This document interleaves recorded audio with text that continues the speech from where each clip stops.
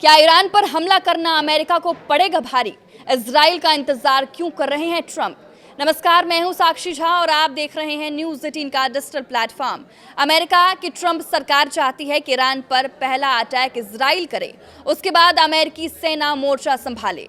ये दावा मीडिया में सामने आई रिपोर्ट में किया गया है। ट्रंप सरकार के कुछ अफसरों का मानना है कि इजराइल पहले हमला करता है तो ईरान जवाबी कार्रवाई करेगा। इससे अमेरिकी जनता के बीच ईरान के खिलाफ सैन्य कार्रवाई के लिए समर्थन बढ़ सकता है।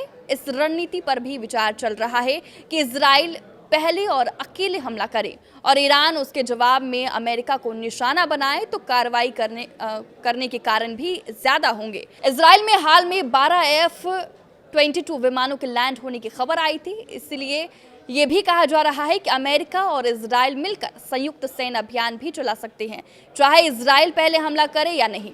पश्चिमी मीडिया की रिपोर्ट के मुताबिक अमेरिका का सैन्य ऑपरेशन कितना बड़ा होगा ये अभी साफ नहीं हो सका है, पर अमेरिका के हथियारों का भंडार कम पड़ता है तो चीन भी ताइवान पर हमला करने की कोशिश कर सकता है।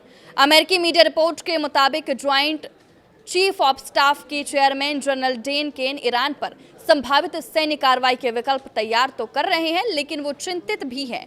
वो राष्ट्रपति डोनाल्ड ट्रंप के साथ सीधे टकराव से बचते हुए संतुलन बनाए रखने की कोशिश कर रही हैं।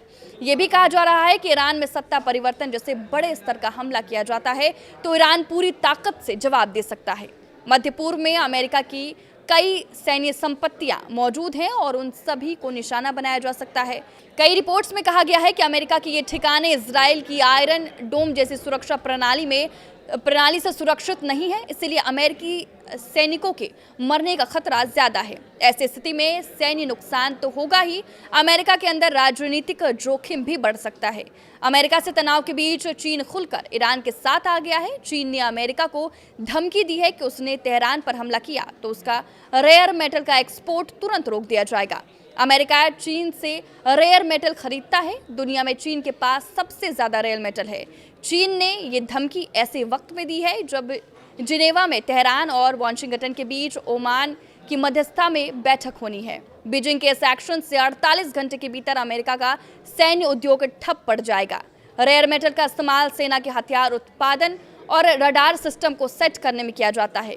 यूएस आर्मी की रिपोर्ट के मुताबिक मिसाइल गाइडेंस सिस्टम और फाइटर जेट्स के इंजन में रेयर मेटल का इस्तेमाल किया जाता है। अमेरिका का सबसे खतरनाक F-35 में जमकर इसका इस्तेमाल किया गया है।